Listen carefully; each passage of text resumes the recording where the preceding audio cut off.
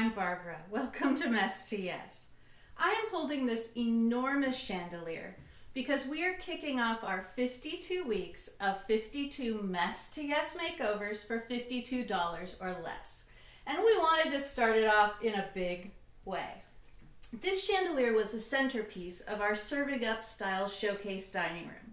And it is the thing that got the single most number of comments and probably the most votes to help us win People's Choice Award. So I want to tell you how I made it so you can adapt it and make this version or a simpler version for your home. I started with a broken down drum shade chandelier from the Habitat thrift store. It was just this metal piece with a torn shade and a piece of frosted glass. Took that off, threw it away, and used this because it had the hookup for the 3 light bulbs. And I didn't want to have to worry about just having a wire hanging down from IKEA. I was lighting a large space. This is a fantastic look if you have a 2-story entry hall or if you have a big enough dining room. Mine was hanging down over 12 feet in my space because it was at a convention center, which is why I added even more chain to the top of it, which is why it would be perfect for an entry hall. And those can sometimes be hard to fill, especially on a budget. So I started by ripping apart my old chandelier, and then I was walking through Home Depot. And by now we all know my brain works in crazy ways. So I saw these ducting collars, they're called. This one is 12 inches long, and it was $6.86. I put 2 of them together to go around a large embroidery hook that I picked up at a thrift store. You can join them together. There's a little slit on one side and a tab on the other, and you feed them together and you can lock it in place.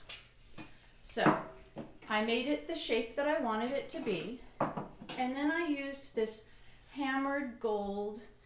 It's actually kind of a pewter, what do they call it? They call it rosemary. It's more of a pewter color. And it just gave the metal a little bit of warmth. It took it from galvanized to a tiny bit warmer.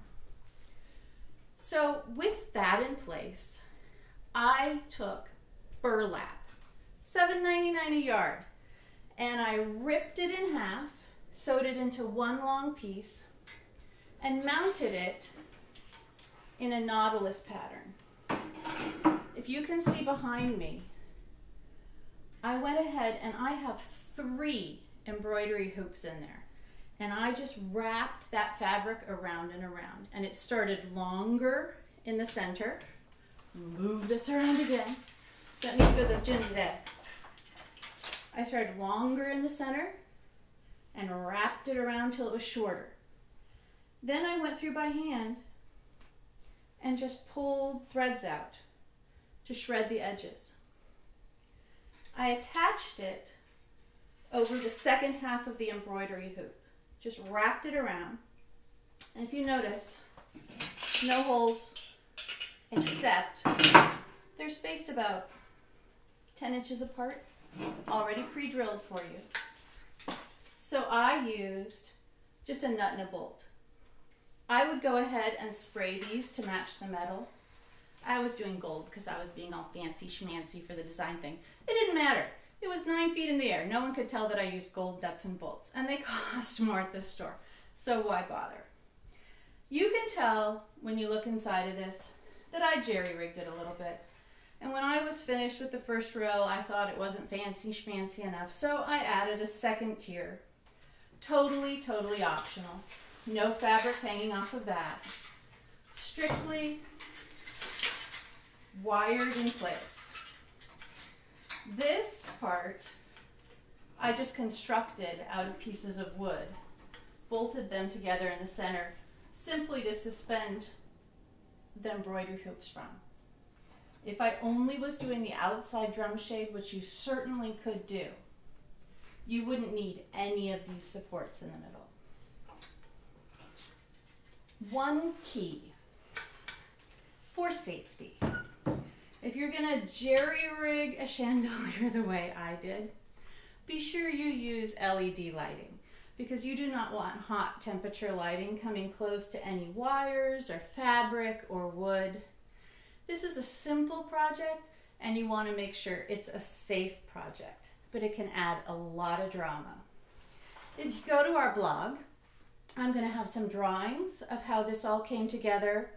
I'm going to have a few measurements. I'm going to show you an alternative drawing where you could do it just with a little cord and bulb from IKEA and talk you through a little bit more of the step-by-step. So make sure you visit yesspaces.com/blog for all of that information. We're going to be doing this every week, all year long, and I'm super excited about it. If you have something you want to see us make or you have questions, something you've been struggling with, send them in to me. I would love to make those for you this year. Thanks so much for watching.